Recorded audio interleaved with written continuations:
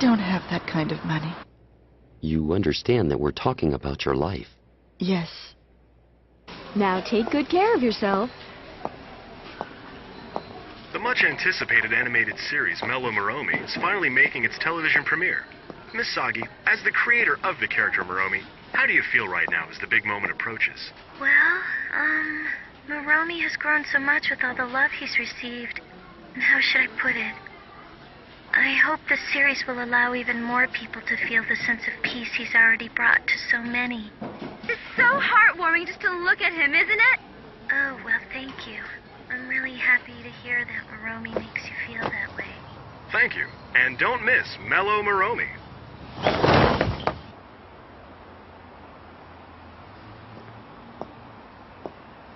Did you hear? They say Little Slugger showed up again. No, he's not little anymore. I heard he's stronger now and built like a rock. His entire body is rough and jagged and his face is all messed up just like this. They say he's more monster than human now, a demon.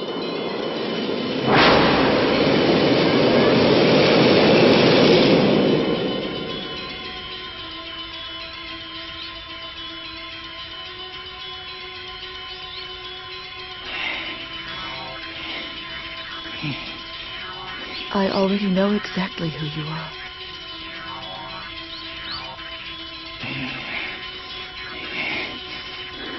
I called you. I asked for you to come here. I admit the thought did occur to me that I wanted a way out, that it wasn't worth having an operation in order to prolong my life. But now I realize that I was wrong.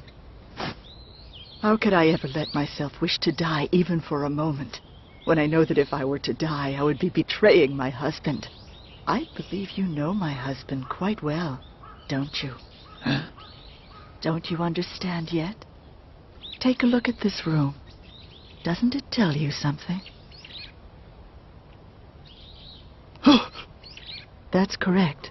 You know who he is. Hey, mister, you can't go that way.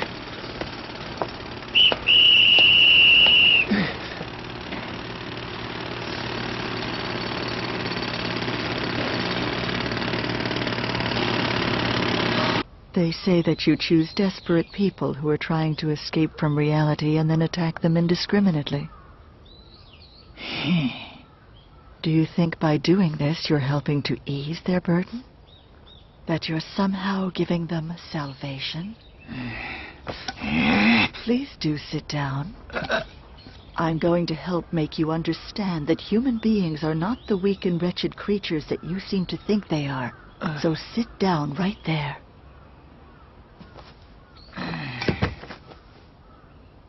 I was born with a delicate constitution, and throughout my entire childhood, doctors told me there was little chance I would survive for very long. Huh? So even when I reached adulthood, I never dared dream about getting married. But then he came into my life and everything changed. He told me that he would accept everything about me exactly as I was. He said, "There's nobody I want but you."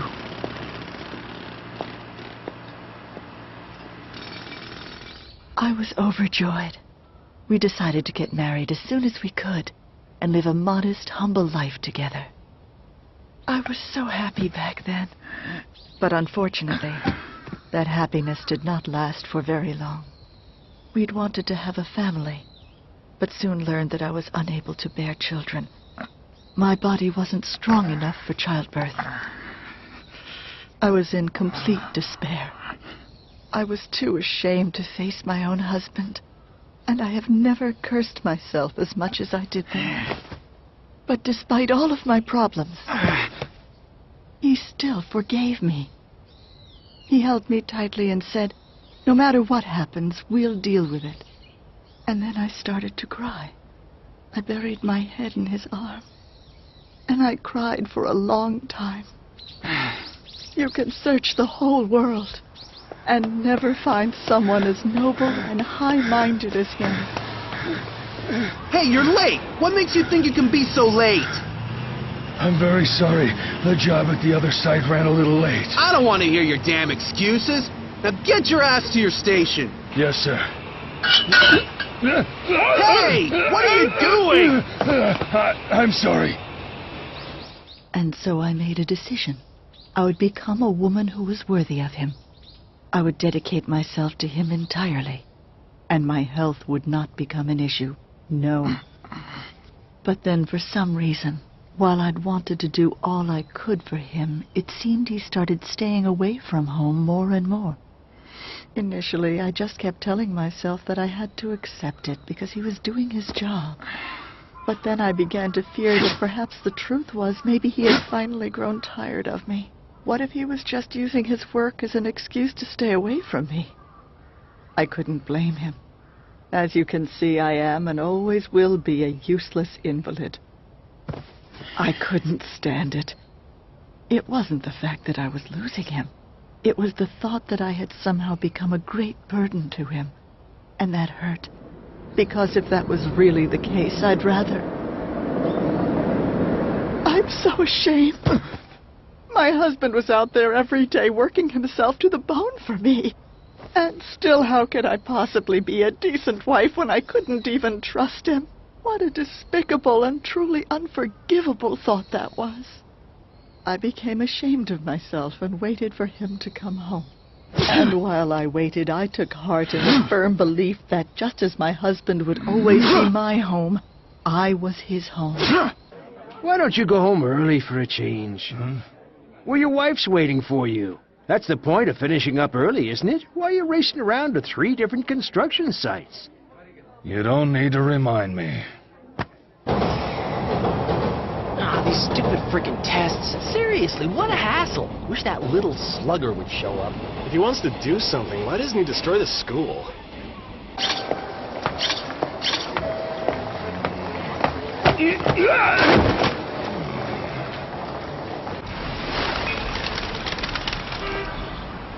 So where do you want to go? I want to go to the beach. Hey, where do you want to go? I'm hungry. Oh, really?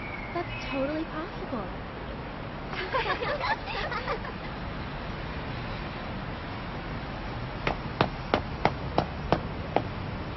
After all, there's no place like...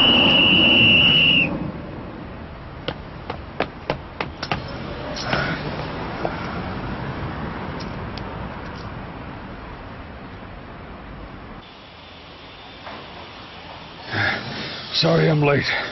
Don't worry, I'll show you the ropes. You can just leave your stuff right there. So, what did you do?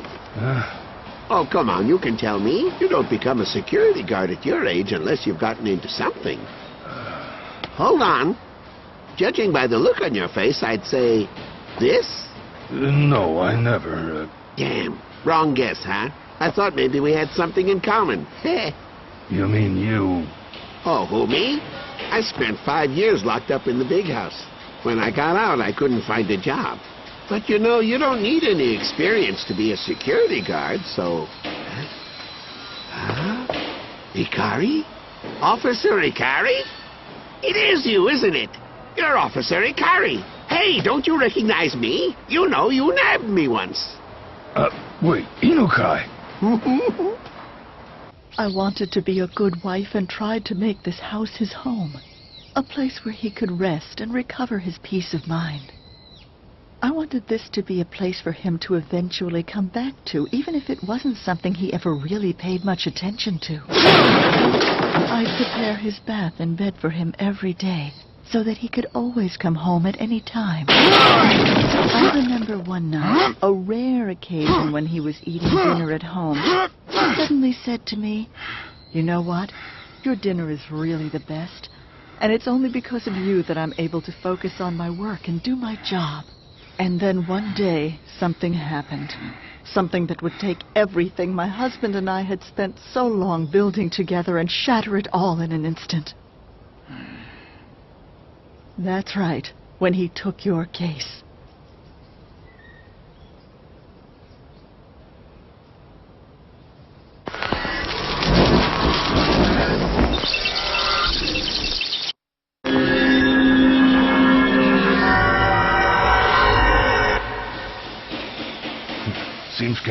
ironic, doesn't it? An ex-detective and an ex-burglar meeting up again years later as co-workers? Well, you can imagine how surprised I was. I mean, I never thought I'd see you in a place like this. But I have to say I'm impressed. Knowing you, I would have thought for sure you'd go back to your old occupation after you finish serving your sentence. Oh, no. Unfortunately, there's no place for an old-school burglar like me anymore.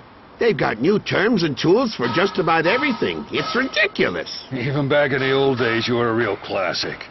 Covering your face with a bandana and carrying a big burlap sack. I almost laughed when I caught you. You can't have a burglar without a burlap sack. That's very true. A burglar comes with a burlap sack, a drunk comes with packed sushi, and Oden always comes in 3 different shapes. Those are the 3 things you can count on in life. Yeah, those sure were the days. Looks like the times have passed us by. It's the same everywhere. Huh? Nothing. I don't know why, but for some reason, seeing you again, I get this strange feeling like I've come home somehow. I wonder why that is. Huh?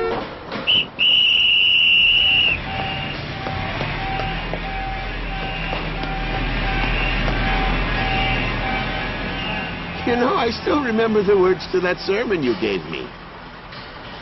The world around us may be wrong, but there must be some things in this world that are right. That's how we can go on living. That was it.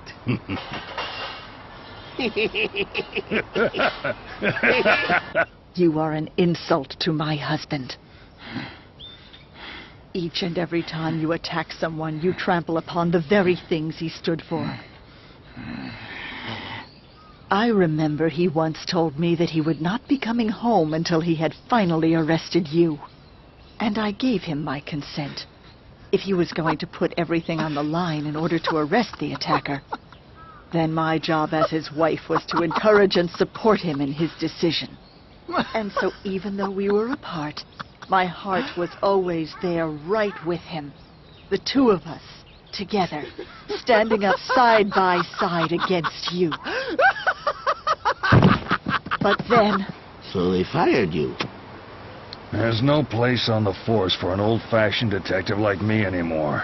We're in the same boat, you and me. You just ended up with the short end of the stick.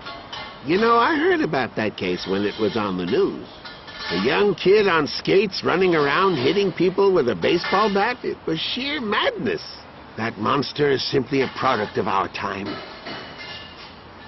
You're right about one thing. That kid's a monster. We had lost. As a husband and wife, we had been defeated.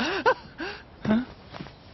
My husband had lost his only job, and there was absolutely nothing left for the 2 of us to live on.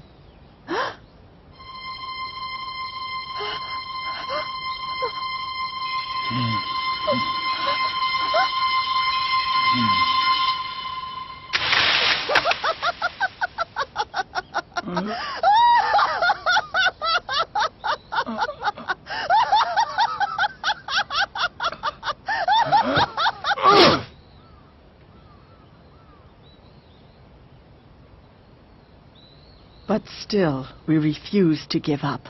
What good was it to just wallow forever in disappointment? My husband went out and managed to find a new job. He takes great pride in his job and works himself to the bone for us. That's right. Despite everything, we've somehow found the strength to move forward. I've had enough, actually. I put my ass on the line trying to find the bastard, and they send me packing. And now look at where I've ended up. But this job isn't so bad when you think about it. Yeah, you're right. It's not bad. Just about any loser can handle it. What? What's that thing there? Oh.